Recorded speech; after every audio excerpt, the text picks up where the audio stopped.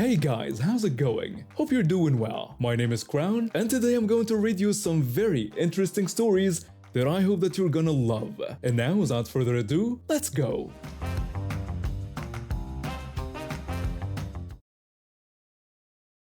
Every year my tech company sends me to a conference across the country. This year was different though. My 12-year-old son had just finished his school year and really wanted to come along. My wife thought it would be good for him to see what dad does for work, so we decided to make it a little father-son trip. Flying with kids can be tricky. My son gets a bit anxious on planes, so I always try to book seats where we can sit together and he can have some space. For this flight, I had a clever plan. I booked the aisle seat and the window seat in the same row, leaving the middle seat empty. If the flight wasn't full, we'd have extra room. If someone did book the middle seat, I figured they'd probably prefer either the aisle or window anyway, so we could just swap around and everyone would be happy. We got to the airport early, went through security without any issues, and made it to our gate with plenty of time to spare. My son was excited but nervous, clutching his tablet with downloaded games and movies. When they called our boarding group, we lined up and got on the plane. Walking down the aisle, I was checking seat numbers until we reached our row. That's when I saw her, a woman probably in her 50s, already settled into the window seat with her purse on the floor and a book in her lap. She had this smug look on her face like she owned the place. I double-checked my boarding pass and looked at the seat numbers above. We definitely had the right row. I cleared my throat and told her I thought there might be a mix-up with the seats. She looked up from her book for just a second, then immediately looked back down, pretending she hadn't heard me. My son was standing behind me in the aisle, and other passengers were starting to line up behind us. I tried again, asking her to check her boarding pass because I had the window seat booked. Still nothing. She turned a page in her book and shifted slightly away from us. I could feel my face getting warm, but I didn't want to make a scene, especially with my son watching. I finally told her it was fine and we could work it out. I turned to my son and whispered that we'd just take the aisle and middle seats instead. He nodded, though I could tell he was disappointed about not getting the window. We squeezed past her into our seats. She didn't even acknowledge us or say thank you. The plane was filling up quickly, and just when I was getting my son settled with his tablet, this large guy appeared at our row. He was probably 6'4" and built like a football player, with a carry-on bag that barely fit in the overhead compartment. He apologized and showed me his boarding pass, explaining that he had the middle seat in our row. Sure enough, he was right.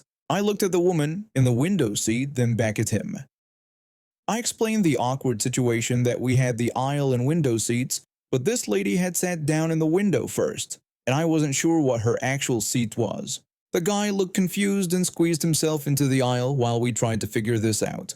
Finally, I leaned over to the woman again and asked her to please check her boarding pass so we could sort everything out. She let out this dramatic sigh like we were the biggest inconvenience in the world and said fine, whatever. She dug around in her purse and pulled out her boarding pass. I could see from where I was sitting that it definitely wasn't for our row. When I asked what row it said, she looked at it and admitted it was for the middle seat in row 15. I looked at the row numbers. We were in row 14. She had taken the window seat in the wrong row entirely. The big guy confirmed that she was supposed to be in the middle seat one row back, and she looked absolutely mortified. She started gathering her things quickly. She complained that she didn't know and that all the seats looked the same. I pointed out that the row numbers were right there above the seats. She got defensive and said she didn't appreciate my tone, claiming she made an honest mistake. She stood up and started pushing past us to get out of the row, bumping my son with her purse in the process. But here's where it gets good. I looked back at row 15 to see who she'd be sitting between. Row 15 had two of the largest passengers I'd ever seen on a plane.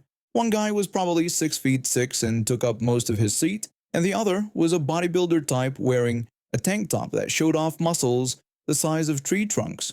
They were both already settled in with their elbows on the armrests. Karen walked back to row 15 and stopped. She looked at the two massive guys, then at the tiny middle seat between them.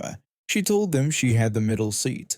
The bodybuilder looked up from his magazine and told her it was all hers. Neither of them moved or offered to get up to let her in easily. She had to squeeze herself between them, and it was not a comfortable fit. The guy by the aisle barely pulled his legs back, so she had to practically climb over him. From my seat 1 row up, I could hear her struggling. She asked if they could move their elbows because she needed some armrest space too. The bodybuilder just said he was there first. The other guy just shrugged when she asked him the same thing. She was completely squished between these two giants, with no armrest space and barely enough room to breathe. Meanwhile, my son was happily settled by the window in row 14, waving at the ground crew outside. The flight attendant came by doing safety checks and asked if everyone was comfortable and in their correct seats.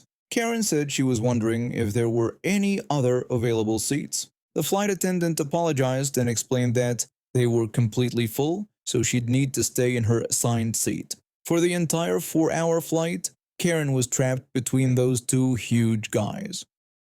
Every time I looked back, she looked more miserable. She couldn't put her arms down, couldn't lean back, and definitely couldn't use either armrest. Meanwhile, my son and I had plenty of space, and he got to enjoy the window view he'd been looking forward to. When we landed and were getting off the plane, Karen squeezed out of her row looking completely disheveled. When she passed our row, she shot us a dirty look like somehow this was all our fault. My son looked up at me when we gathered our things and asked why she had sat in our seat if hers was right behind us. I told him I honestly had no idea, but I guessed she learned that sometimes trying to take what isn't yours doesn't work out the way you planned. When we were walking through the terminal, I saw Karen at the gate bathroom trying to fix her hair and straighten out her wrinkled clothes. She'd spent 4 hours squeezed between two giants for 4 long hours, all because she couldn't be bothered to check her seat number properly or just ask if we could work something out. My son got his window seat, I got my aisle seat, and Karen got exactly what she deserved, the middle seat she had actually paid for.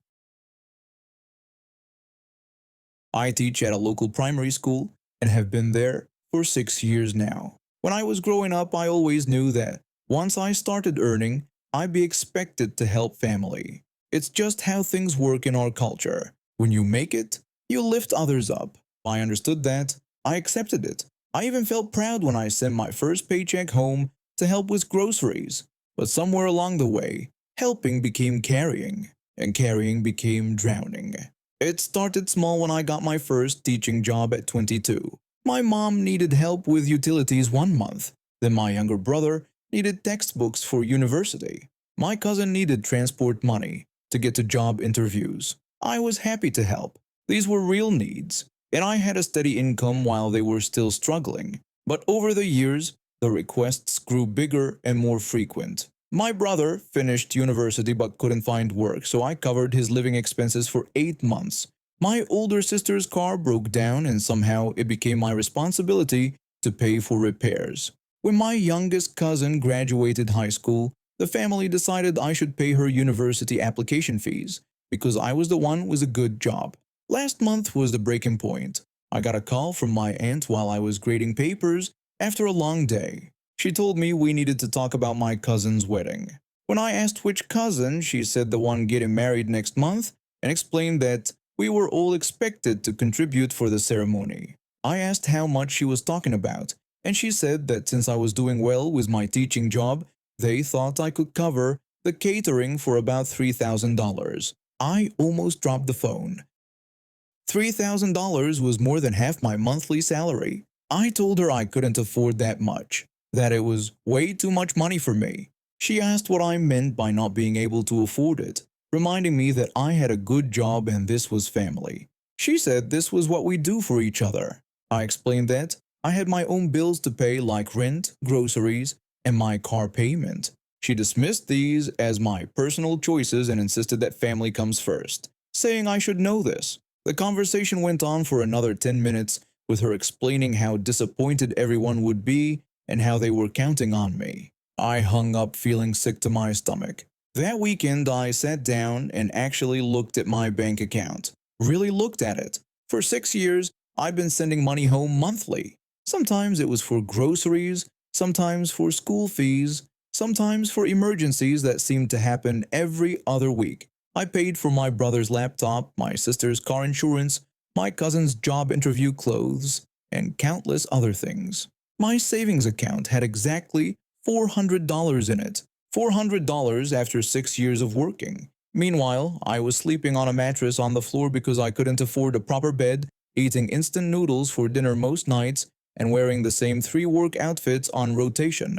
The final straw came when my brother called me on Sunday morning. He told me he needed money for rent again and asked if I could send $800 by tomorrow. When I asked if this was the 3rd month in a row, he confirmed it was. I asked what happened to the job he said he got. He explained it didn't work out, but he had some interviews lined up promising this would be the last time. I'd heard that promise before, many times. I told him I couldn't keep doing this. He asked what I meant, reminding me that I was his sister and supposed to help family. I pointed out that I'd been helping for 6 years and asked when he planned to help himself. He responded by saying he could see how it was now, accusing me of getting a little success and forgetting about the people who raised me. Something inside me snapped. The people who raised me? I'd been supporting half the family for years while barely supporting myself. I told him I was done and wouldn't be sending any more money unless it was a real emergency. He asked if I was just going to abandon my family. I replied that I was going to take care of myself for once. When I told my mom about my decision, she cried. Actually, cried. She asked how they would manage, saying my siblings depended on me. I explained that they were adults and needed to figure it out. She said this wasn't who they raised me to be, that family takes care of family. I told her I'd been taking care of everyone but myself, that I was 28 and had nothing to show for 6 years of work except an empty bank account. She said I sounded like those people who forget their roots, agreeing with my aunt that I was becoming whitewashed. That word hit me like a slap. Whitewashed. Because wanting to save money for my own future made me less authentically who I am. The family group chat exploded after word got around. My aunt sent long messages about how disappointed she was in me. My brother posted about how success changes people. Even cousins I barely talked to chimed in with their opinions about family loyalty. But you know what nobody mentioned? The fact that while I was sending money home every month, my brother bought a new phone last year. My sister got her nails done every 2 weeks. My cousins went out to restaurants while I ate canned soup for dinner. Nobody mentioned that I haven't taken a proper vacation in 3 years because every time I saved up for one, someone had an emergency that required my savings. Nobody talked about how I've been putting off getting therapy for my anxiety because I couldn't afford it after sending money home. The breaking point came when my cousin, the one whose wedding I was supposed to fund, posted pictures on social media from an expensive restaurant with friends, complaining about how stressed she was about wedding planning while sipping a cocktail that cost more than I spend on groceries in a week. I realized then that my family didn't see me as a person with my own dreams and needs. They saw me as a resource to be tapped whenever they needed something. They genuinely believed they were entitled to my money just because we shared DNA. So I opened a new savings account and set up automatic transfers. I started putting money aside for a proper apartment, for therapy, for a vacation I've been dreaming about for years. When the next family emergency call came, my sister's car needed new tires, I said no. My sister called me, saying she couldn't believe I was being so selfish over just $600. I asked her if she knew how long it took me to save $600 after all my expenses. She said that wasn't her problem and that I chose to be a teacher, adding that I could have picked a better job if I wanted more money. I responded that she could get a job instead of expecting me to pay for her car repairs. She said she couldn't believe I'd become this person, claiming that money had changed me. But money hadn't changed me. The lack of it had.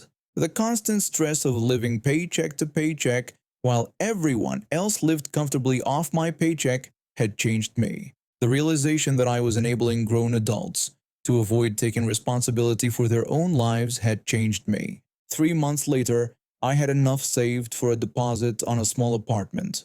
When I announced I was moving out of my shared flat into my own place, the family group chat went quiet. Then the messages started pouring in. My aunt wrote that I had money for fancy apartments, but not for family. My brother commented that it must be nice to live in luxury while family struggles. My cousin said, I guess blood doesn't mean anything anymore. But when I signed the lease for my one-bedroom apartment, I felt something I hadn't felt in years. Relief. For the first time since I started working, my paycheck was actually mine. I could buy groceries without calculating how much I needed to send home. I could think about taking that weekend trip I've been dreaming about. 6 months into living on my own, my brother showed up at my door unannounced. He looked around my small apartment and made a comment about how nice it was, then asked if I was happy now that I had abandoned my family. I told him I hadn't abandoned anyone, I just stopped letting them abandon themselves. He said the family was struggling without my help. I asked if anyone had gotten a job yet. He said that wasn't the point. I told him that was exactly the point. When I closed the door behind him, I realized something important. I'd spent years feeling guilty for having boundaries. But the only people who get upset when you set boundaries are the ones who were benefiting from you not having any. The wedding happened without my $3,000 contribution. Somehow they managed to find the money elsewhere. My sister's car got fixed when she finally applied for jobs and earned the money herself. My brother moved back in with my mom and started helping with household expenses instead of expecting me to cover them. The family still thinks I'm selfish. They still believe I've forgotten where I came from. But I know exactly where I came from, and I also know where I'm going. And for the first time in years, I'm going somewhere that I choose, funded by money that I earned and saved myself. Some people call it selfish. I call it survival. I work as a police officer and have been doing this job for 12 years. I was enjoying my day off, sitting on my front porch with a cup of coffee, when I heard screaming from the house across the street. Mrs. Johnson, an elderly woman who lives alone, was yelling for help. I grabbed my service weapon from inside and rushed over. When I got closer, I could see through her open front door. Two men were ransacking her living room while she cowered in the corner. One of them had hit her. There was blood on her lip and she was holding her arm. I was about to call for backup when both men suddenly ran out the front door. They saw me approaching with my weapon drawn and panic set in. Instead of surrendering, they ran straight toward the street where a woman was just getting out of her car in front of her mailbox. The taller robber grabbed the woman and pressed something against her back. He demanded her car keys in a threatening voice. The woman, clearly terrified, handed over her car keys without hesitation. She was smart. Compliance was the safest option when facing armed criminals. The robbers jumped into her silver sedan and started the engine. I knew I had seconds before they disappeared into traffic. When you're a police officer, even off duty, you can't just let violent criminals escape after assaulting an elderly woman. I took position behind a parked car and aimed for their tires. I fired 2 shots at the rear tires when they backed out of the driveway. Both shots hit their mark, and the car lurched when the tires deflated. The vehicle made it maybe 20 feet before the rims were grinding against the asphalt. The robbers jumped out and fled on foot. I radioed for backup while keeping my weapon ready, but they had already disappeared into the neighborhood. At least they were no longer armed with a 2,000-pound weapon. That's when the real problem started.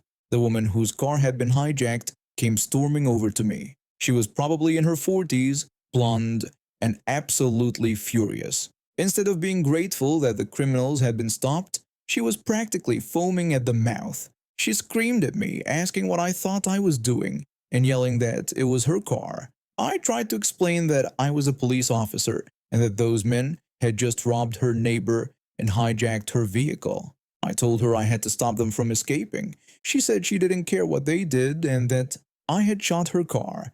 She demanded to know if I had any idea how much those tires cost. I stared at her. Mrs. Johnson was still bleeding on her front porch. 2 violent criminals had just used this woman as a human shield, and she was worried about tire replacement costs. I tried to reason with her, explaining that she had just been the victim of an armed carjacking and that those men could have seriously hurt her. She said that they didn't hurt her but that I had destroyed her property. She angrily demanded my badge number. I gave her my badge number and tried to tell her I understood she was upset about the damage, but she cut me off. She said upset wasn't strong enough. She was furious. She complained that those tires cost $300 each and that the rims were probably scratched now. She started walking around her car, examining the damage, and getting more agitated by the second. The rear tires were completely flat, and there were some scrape marks on the rims from where the robbers had tried to keep driving. She declared the situation completely unacceptable and threatened to call the police. I reminded her that I was the police and that backup was already on the way. She then said she would call my supervisor because I couldn't just go around shooting people's cars. By this point, Mrs. Johnson had walked over, still holding a tissue to her bleeding lip. She thanked me and explained that those men had taken her jewelry and hit her when she tried to stop them. Karen spun around and told her rudely that nobody had asked for her input. She complained that I had damaged her property to help Mrs. Johnson, and now she was the one who had to pay for it. Mrs. Johnson looked shocked at the response. I stepped between them. I tried to calm her down and explained that the department's insurance would cover the damage to her vehicle. She complained about insurance, asking if I knew how long that process takes. She demanded to know what she was supposed to drive in the meantime because she had places to be. 2 patrol cars pulled up just when she was reaching peak volume. My colleague, Officer Martinez, got out and approached us. He asked about the situation, and I quickly explained what had happened: the robbery, the carjacking, and my decision to disable the getaway vehicle. Martinez nodded and took notes. He confirmed that the suspects fled on foot after I disabled the vehicle, and I told him they had headed east toward Maple Street. He asked if this was the victim's car, and the woman immediately said that she was the victim and that I had shot her car for no reason. Martinez looked confused and asked if she hadn't just been carjacked at gunpoint. She admitted that had happened but said it didn't give me the right to destroy her property. She demanded that I be arrested for vandalism. In my years on the force, this woman had just escaped a potentially deadly situation and was more concerned about her car than the fact that she was alive and unharmed. Martinez explained that my actions were completely justified because I had prevented armed robbery suspects from escaping. She said she didn't care and that I had damaged her car without her permission. That's when she made the biggest mistake of her day. She shoved Martinez hard in the chest and yelled that all cops were the same and thought they could do whatever they wanted. Martinez immediately grabbed his handcuffs and told her she was under arrest for assaulting a police officer. She said that she was the victim and that he couldn't arrest her. She tried to pull away when Martinez attempted to cuff her, so I had to help restrain her. She was screaming about police brutality and threatening to sue everyone involved. When we were putting her in the back of the patrol car, one of the other officers called out from her vehicle. Officer Thompson said Martinez might want to see something. We walked over to Karen's car. Officer Thompson was looking through the window at something on the passenger seat. He pointed out a bag of what looked like methamphetamine on the seat and some pills scattered on the floor. Martinez said that this explained the erratic behavior. We got a search warrant and found enough drugs in her car to add possession with intent to distribute to her charges. Turns out she was more worried about us finding her stash than she was about the tire damage. The robbers were caught 3 hours later trying to break into another house 2 neighborhoods over. Mrs. Johnson's injuries were minor, and she recovered fully. The department did pay for Karen's tire damage, even though she probably didn't deserve it. Karen ended up spending the night in jail and was charged with assault on a police officer and drug possession. Her car got impounded, and by the time the legal process was finished, the impound fees were more than the car was worth. She tried to file a complaint against me, but Internal Affairs cleared me within a week. Apparently, saving an elderly assault victim and stopping armed robbers is still considered good police work. At 6 feet 1 inch, I stick out in crowds, bump my head on low-hanging signs, and sometimes I block people's view at movies. That's exactly why I've developed a system over the years to avoid being that guy who ruins someone's movie experience. Night shifts at a warehouse give me flexible daytime hours. When a movie I've been waiting months to see finally came out, I planned everything perfectly. Tuesday matinee showing at 2 p.m., the theater would be practically empty, and I could pick the perfect spot without worrying about blocking anyone. The movie was this big action flick with tons of special effects that I've been hyped about since the first trailer dropped. I'd avoided all the spoiler reviews and social media discussions. This was going to be my treat after a particularly rough week of work where we'd been pulling overtime almost every night. I got to the theater about 20 minutes early, bought my ticket, grabbed some popcorn, and headed into the completely empty theater. Perfect. I walked right down to the middle section and picked a seat that was dead center, not too close to the screen, not too far back, right in the sweet spot for the best sound and picture experience. I settled in, pulled out my phone to check messages one last time before the movie started, and enjoyed the peace and quiet. The previews hadn't even started yet. This was exactly what I needed. Then I heard footsteps and voices. Two older women, probably in their 60s, walked into the theater. I looked back briefly. The entire place was still empty, except for me. They had literally dozens of seats to choose from. Every row, every section completely available. And where did they decide to sit? Directly behind me. I thought it was weird, but whatever. Maybe they had some superstition about certain seats or something. People have their preferences. I turned back to my phone and tried to ignore the strange comments they were making to each other. The first woman said this was just typical, while the second one agreed and added that some people have no consideration. I wasn't sure what they were talking about, but I had a sinking feeling it involved me. I tried to focus on finishing up a text to my buddy about grabbing dinner later in the week. The lights dimmed and the preview started. I put my phone away, leaned back in my seat, and prepared to enjoy the show. That's when I felt a sharp tap on my shoulder. I turned around to see one of the women staring at me with this expectant look on her face. She asked if I could please move because I was blocking her view. I looked at her, then looked around the theater, still completely empty except for us three. Not a single other person had come in. I told her no.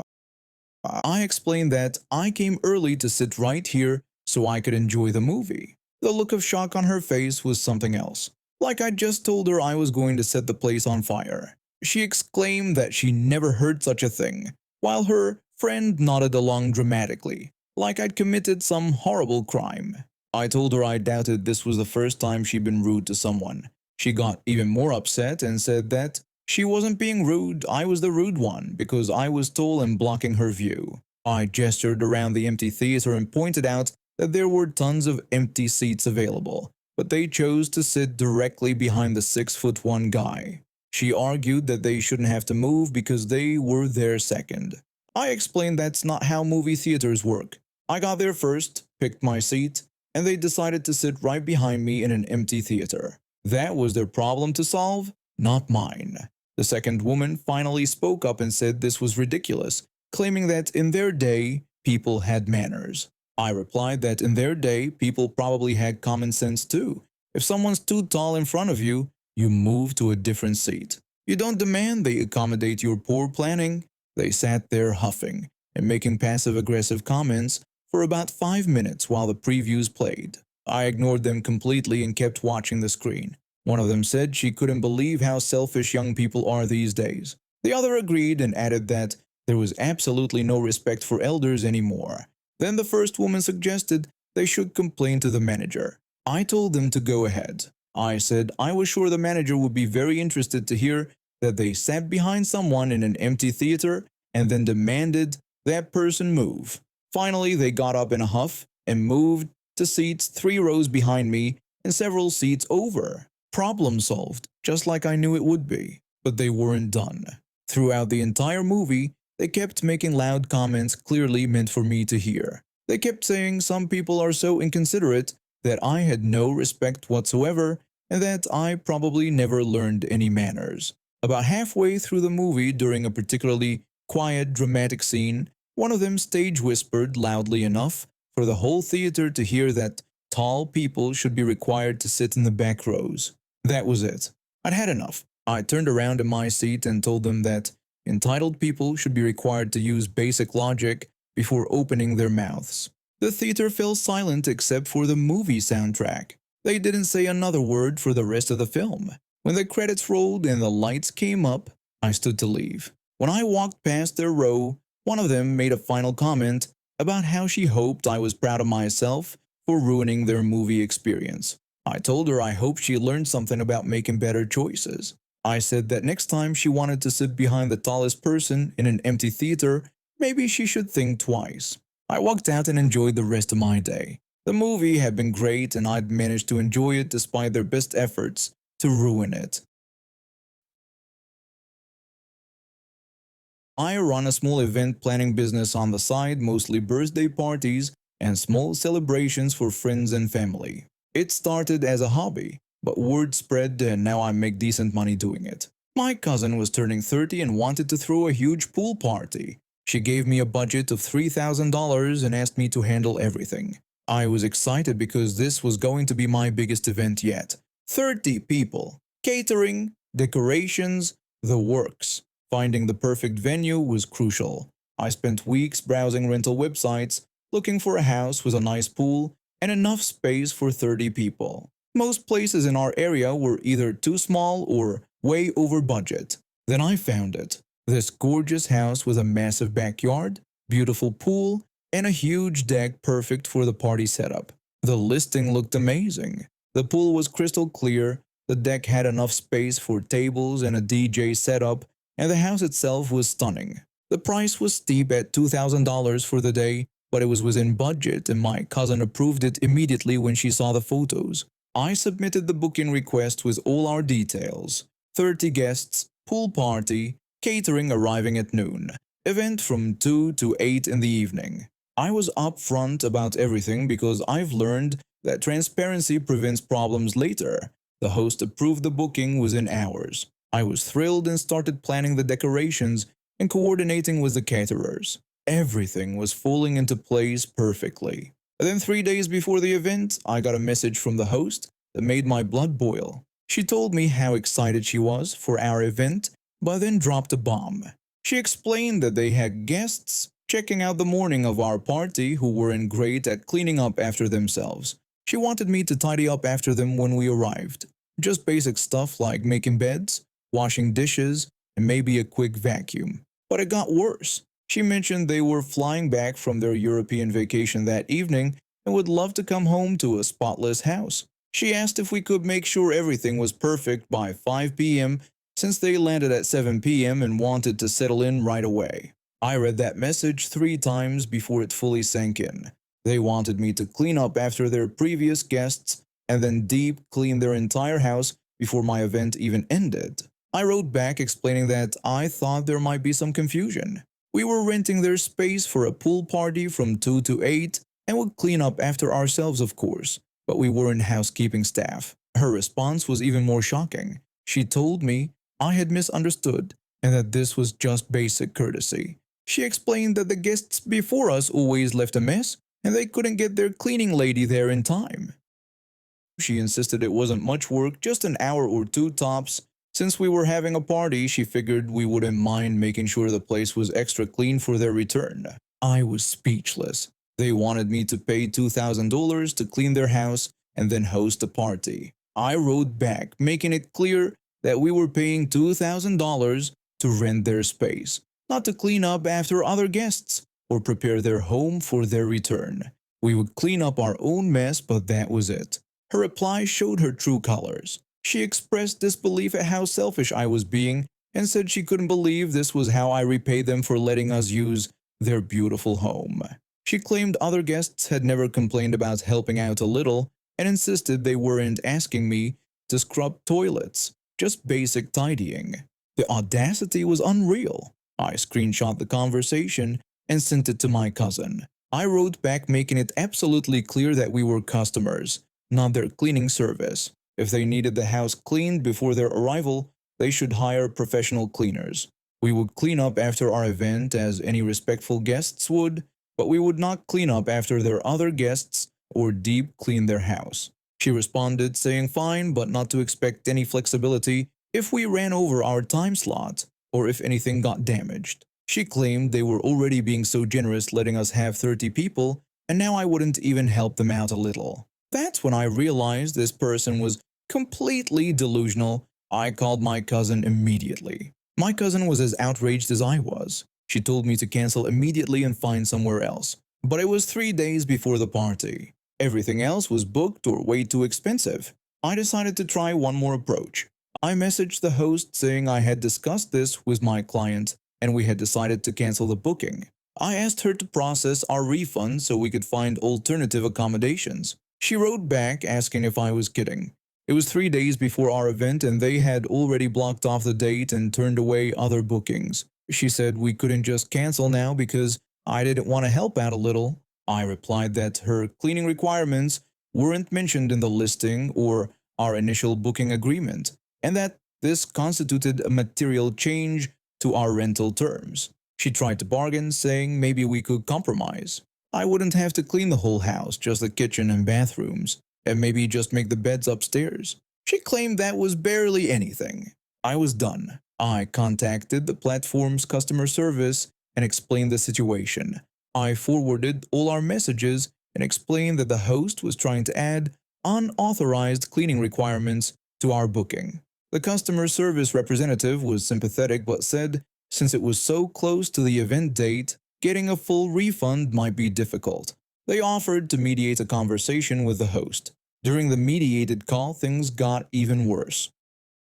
The host insisted I was being completely unreasonable and that she wasn't asking me to deep clean, just basic tidying that any decent guest would do. She claimed making sure the house was clean for her return was just common courtesy. The customer service rep explained that the cleaning requirements she was describing weren't part of the original listing and that guests were responsible for cleaning up after themselves, not after previous guests. The host argued that we were having 30 people, so we should be willing to do a little extra cleaning. She got increasingly agitated and started raising her voice about how ungrateful and entitled I was being. I stayed calm and repeated that we had booked the space as customers, not as cleaning staff, and that adding these requirements after booking was unacceptable. The customer service representative finally stepped in and said they would be issuing us a full refund due to the host's unauthorized changes to our booking terms. They also mentioned they would be reviewing the host's account for policy violations. Karen completely lost it. She started screaming about how this would ruin her business and that I was destroying her livelihood over something so simple. She accused me of being vindictive and threatened to leave negative reviews about me everywhere she could. The call ended with customer service assuring me our refund would be processed within 24 hours. But the story doesn't end there. With our refund secured, I had less than 72 hours to find a new venue. I was panicked but determined not to let my cousin's party be ruined.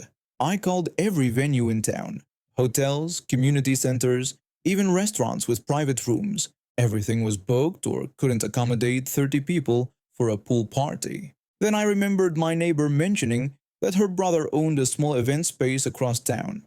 I'd never heard of it, but I was desperate. I called and explained my situation. The owner was incredibly understanding. He had a beautiful outdoor space with a pool that wasn't listed on any booking sites yet. It was actually nicer than Karen's place, and he offered it to us for $1,500, $500 less than what we were going to pay the entitled host. The party was absolutely perfect. The venue was gorgeous, our guests had a blast, and everything went smoothly. My cousin couldn't have been happier. A month later, I got a notification that someone had tagged me in a review. It was on the rental platform where I had booked Karen's place. Another renter had left a scathing review about the same host, describing almost exactly the same experience I had. Karen had tried to make them clean up after previous guests and deep clean her house before checkout. This renter wasn't as lucky as me and actually went through with it, spending hours cleaning instead of enjoying their vacation. The review mentioned finding my complaint in the comments and thanked me for sharing my experience because it helped them realize they should have gotten a refund too. I checked Karen's listing out of curiosity. Her rating had dropped significantly and there were multiple recent reviews mentioning unauthorized cleaning requirements and the host's aggressive behavior when guests refused. The platform had also added a warning to her listing stating that additional cleaning fees or requirements not mentioned in the original listing were not permitted. Karen's little scam had finally caught up with her. And now we have reached the end of today's stories. Thank you for watching, and see you next time.